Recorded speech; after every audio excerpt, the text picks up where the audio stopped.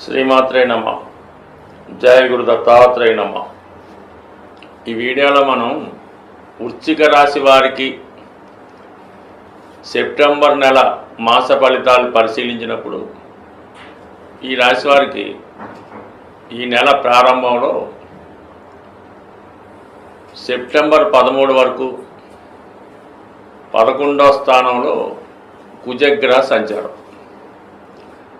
ఇది ఈ జాతకుడికి చాలా విషయాల్లో సహకారం లభిస్తూ ఉంటుంది. అటు మిత్రుల దగ్గర నుంచి కానీ అధికారుల దగ్గర నుంచి కానీ, అంటే కుజుడు లాభస్థానంలోకి ఉన్నప్పుడు అటు రాష్ట్రాధిపతిగా వ్యక్తిగత ప్రయత్నాలు ఫలిస్తాయి. అలాగే భూములు స్థిరాస్తులపైన ఆదాయం కలిసి వస్తుంది. ఎక్కువ రియల్ ఎస్టేట్ రంగంలో ఉన్న వాళ్ళకి, కన్స్ట్రక్షన్ సంబంధించిన రంగంలో ఉన్న వాళ్ళకి అనుకూలత ఏర్పడుతుంది.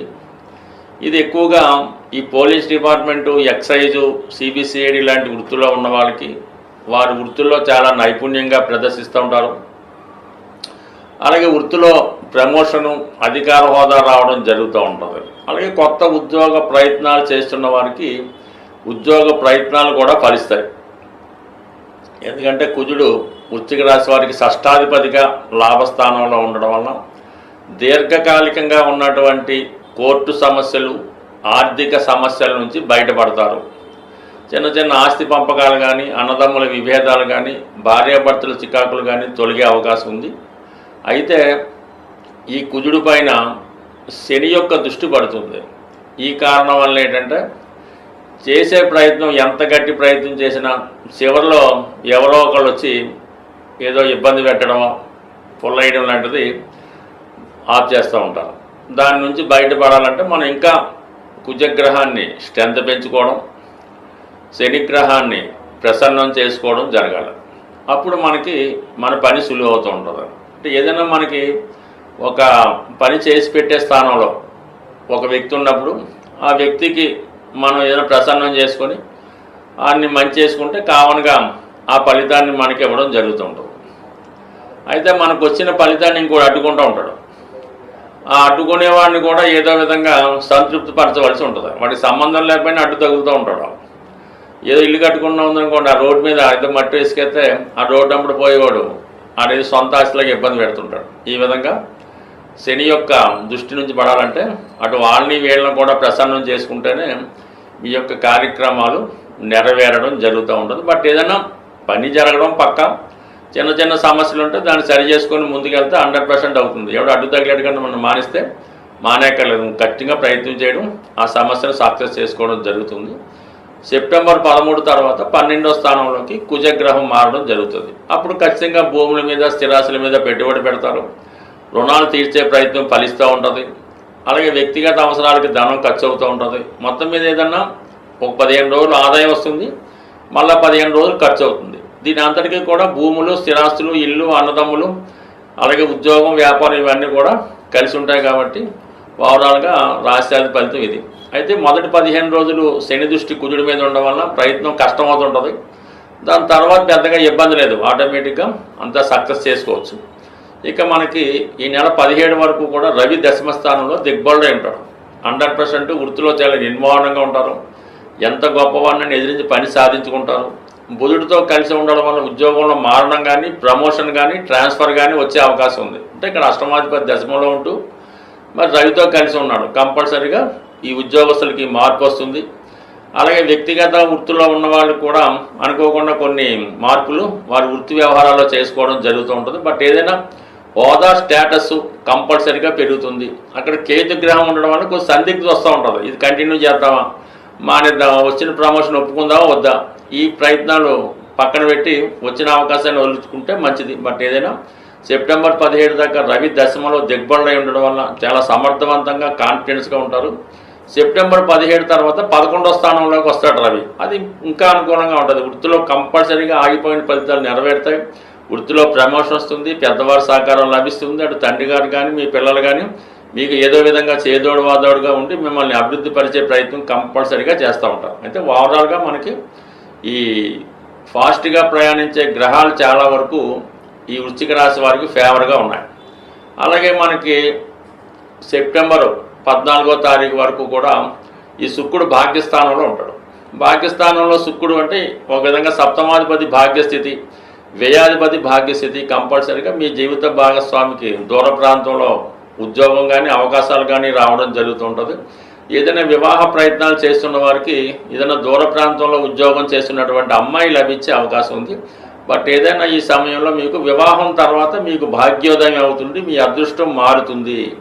సో పెళ్లి తర్వాత మీ యొక్క జీవన విధానం మారుతుంది. కాబట్టి ఈ సమయంలో మీరు చేసే వివాహ ప్రయత్నాలు చాలా వరకు ఫలించే అవకాశం ఉంది. దానికి కొంత దైవబలం కూడా తోడైతే మీ పనులు ఇంకా సులువు అవ్వడం జరుగుతూ ఉంటుంది.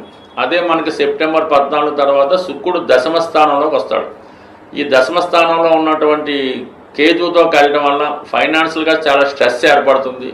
కుటుంబంలో ఉన్నటువంటి స్త్రీలకి అనారోగ్య కారణాల వల్ల, వేరే కారణాల వల్ల వాళ్ళతో విభేదాలు రావచ్చు, లేదంటే వారికి హెల్త్ ప్రాబ్లం రావచ్చు. అంటే స్త్రీల వల్ల మీకు కొన్ని సమస్యలు, కొన్ని ఖర్చులు, కొన్ని ఇబ్బందులు ఏర్పడే అవకాశం ఉంటుంది ఈ నెల 2వ వారంలో అనుకుందాం సుమారుగా. బట్ ఇవన్నీ అనుకూలంగా ఉన్నాయి ఈ వృశ్చిక రాశి వారికి. అయితే పంచమ స్థానంలో శని వక్రించి ఉండడం వల్ల నిర్ణయాలు తీసుకోవడంలో చాలా కరెక్ట్గా తీసుకోకపోతే మాత్రం ఇబ్బంది పడవలసి వస్తుంది. చతుర్థంలో రాహు ఉండడం వల్ల గృహంలో ఏదో ఒక అశాంతి, ఎంత ఆనందంగా ఉందామనుకున్నా ఏదో ఒక స్ట్రగులు, ఇతరుల ప్రమేయం మీ కుటుంబం మీద పడడం, మిమ్మల్ని ఏదో విధంగా ఇబ్బంది పెట్టడం, గృహ సంబంధించిన విషయాల్లో కొంత సహనంగా పాటించవలసి ఉంటుంది. పంచమంలో శని ప్రభావం అంటే స్పెక్యులేషన్కి దూరంగా ఉంటేనే మంచిది. ఏదైనా ముఖ్యమైన నిర్ణయం తీసుకునేటప్పుడు 1-2 సార్లు ఆలోచించి నిర్ణయం తీసుకుంటేనే అనుకూలంగా ఉంటుంది. బట్ ఏదైనా శని వక్రగమనంలో ఉన్నప్పుడు ఉద్యోగపరమైన చికాకులు కంపల్సరీగా ఉంటాయి. దాన్ని జాగ్రత్తగా ఎదుర్కొని ఉన్న ఉద్యోగాన్ని కంటిన్యూ చేసుకుంటేనే మంచిది. జ్యోతిష శాస్త్రం ప్రకారం జాతకంలో ఉన్నటువంటి దోషాలు అవి గోచారరీత్యా వాటిని అమలు చేయడం జరుగుతూ ఉంటుంది. ఇటువంటివే మనకి అష్టమ శని, ఏలినాటి శని, సర్పదోషం, ఇటువంటి దోషాలు పరిష్కరించుకోవడానికి ప్రతి నెలలో కూడా ఏదో ఒక కొన్ని అవకాశాలు మరి ఆ దేవతలు మనకి అనుగ్రహించడం జరుగుతూ ఉంది. అందులోనే ముఖ్యంగా ఈ మాస శివరాత్రి, సంకష్టాల చతుర్థి లాంటివి ప్రతి నెల రావడం జరుగుతూ ఉంటుంది. అయితే జాతకంలో ఉన్నటువంటి ప్రధాన దోషాలు పితృదోషాలు. ఈ పితృదోషాలు జాతకంలో ఉన్నప్పుడు అవి ఒక కుటుంబం ఉన్నప్పుడు ఆ కుటుంబంలో 4 అన్నదమ్ములు, 4 అక్కచెల్లెలు ఉన్నప్పుడు అందరి మీద దాని ప్రభావం అయితే ఉండదు. ఎవరో కొందరి మీదే ఆ పితృదోష పరిహారం రావడం జరుగుతూ ఉంటుంది. దీనికి కారణం వల్ల రిపీటెడ్గా జరుగుతూ ఉంటాయి. రిపీటెడ్గా అబార్షన్లు రావడం, రిపీటెడ్గా ఇంట్లో ఎవరో ఒకరు దుర్మరణం పాలవడం జరుగుతూ ఉంటుంది. ఒక్కొక్క కుటుంబంలో ఏ సంవత్సరం కూడా ఈ పండగలు చేసుకోవడం లేకుండా ఎవరో ఒకరు కాలం చేయడం అది జరుగుతూ ఉంటుంది. దీనికి ఏర్పడుతున్నటువంటి కారణం ఏంటంటే అది మనకి పితృదోషాల కారణంగా ఈ విధంగా జరుగుతుంటాయి. అలాగే ఒక ఇంట్లో నిరుద్యోగులు ఎక్కువ మంది ఉన్నారు, పెళ్లి కాకుండా ఉండిపోతున్నారు, వంశం అంతమైపోతుంది, ఇవి కూడా అదే కారణం అవుతుంటుంది. వాటి పరిష్కారానికే ప్రతి సంవత్సరం ఈ మహాలయ పక్షాలని ఈ భాద్రపద మాసంలో ఇంచుమించుగా 15 రోజుల పాటు రావడం జరుగుతూ ఉంటుంది. ఆ సమయంలో మీరు పితృదేవతల్ని సంతృప్తిపరిచే విషయంలో మీ యొక్క ఆచార ప్రకారం విధి విధానంగా దానికి సంబంధించినటువంటి పరిహార క్రియలు చేసుకోవలసి ఉంటుంది. మరి అది చాలా రకాలుగా చాలా ఆచారాలు ఉంటుంటాయి.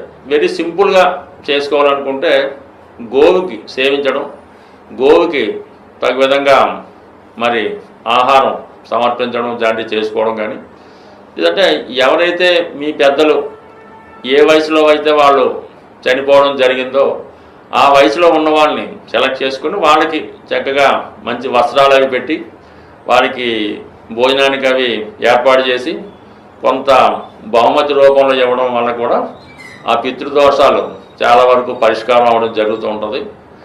మామూలుగా పుష్కరాలయం వచ్చినప్పుడు అది వేరే సంగతి. కానీ ఈ మహాలయ పక్షాల్లో కంపల్సరిగా మీ పితృదేవతలను తలుచుకొని ఏదో 10 మందికి అన్నదానం చేయడం వల్ల, వారికి సేవ చేయడం వల్ల, బహుమతులు ఇవ్వడం వల్ల, ఏదన్నా దానం చేయడం వల్ల ఇది పరిహారం అవుతుంది. అంటే మీరు చాలామంది నమ్మకం ఉండదు, అసలు పితృదోషానికి దీనికి సంబంధం ఏముంటుందండి, మేము పెళ్ళి అవ్వడానికి దానికి సంబంధం అంటూ ఉంటారు.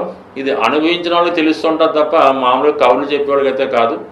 ఒకసారి 10 మందికి చేయడం వల్ల నష్టమైతే లేదు, కనీసం మీరు కాకపోయినా మీ తర్వాత తరమైనా బాగుంటుంది. కాబట్టి కంపల్సరిగా మీరు ఈ నెలలో వస్తున్నటువంటి మహాలయ పక్షాలు విధి విధానంగా మీకు ఎంత తాహత ఉంటే, ఎంత సహకరిస్తే అంతే చేయండి. పెద్ద ఎక్కువేం అక్కర్లేదు, ఒక వ్యక్తికి చేయండి చాలు, సరిపోతుంది. బట్ ఏదైనా మనం చేసిన దాన్ని బట్టే భగవంతుడి యొక్క ఫలితం కూడా ఉంటుంది. పితృదేవతలు అన్నా కూడా కేవలం భగవంతుడితో సమానంగానే ఉంటారు తప్ప వాళ్ళేం పర్టికులర్గా ఏం కాదు. ఇదంతా కూడా సమాజం యొక్క శ్రేయస్సు కోసం, మన యొక్క మంచి కోసం మన ఋషులు మనకు నిర్ణయించారు. ఆ ఋషుల యొక్క గోత్రంతో మనం వెళ్తున్నాం కాబట్టి ఇది సదా ప్రతి ఒక్కరి మీద దీని ప్రభావం చూపుతుంటుంది. అది ఎల్లవేళ చూపించాలని రూల్ లేదు, ఎప్పుడో ఒకసారి దాని ప్రభావం వస్తుంటుంది. దాన్ని కొంతమంది బలవుతుంటారు. అలాగ అవ్వకుండా ఉండడానికి ఈ పరిహారాలు చేసుకుంటే సర్వదా అందరూ ఆనందంగా ఉండాలి, అందులో మనం ఉండాలన్నటువంటి సిద్ధాంతం ప్రకారం మరి సర్వేజన సుఖినో భవంతు, శాంతి.